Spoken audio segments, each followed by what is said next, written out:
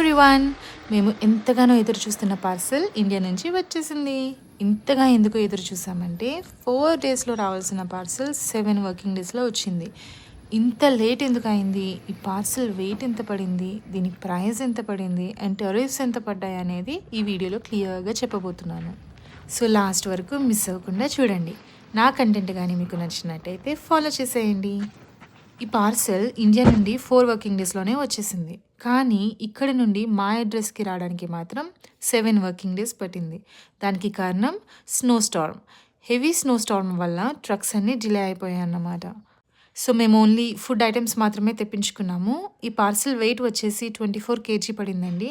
And per KG 750 rupees పడింది. అంటే total 18,000 అయ్యింది. అండ్ మాకు పార్సెల్ వచ్చిన 1 వీక్కి ఫెడెక్స్ నుంచి మెయిల్ అయితే వచ్చింది. చాలామందికి డౌట్ ఉంటుంది, ఫుడ్ ఐటమ్స్కి కూడా టారిఫ్ ఉంటుందా అని. అవునండి, స్మాల్ కస్టమ్ డ్యూటీ అప్లై అవుతుంది depending on value and weight. మాకైతే $32 టారిఫ్ పడిందండి 24 kgకి గాను. ఎవరైతే పార్సల్స్ తెప్పించుకోవాలనుకుంటున్నారో వాళ్ళందరికీ ఈ ఇన్ఫర్మేషన్ యూజ్ అవుతుందని అనుకుంటున్నాను. Thank you for watching.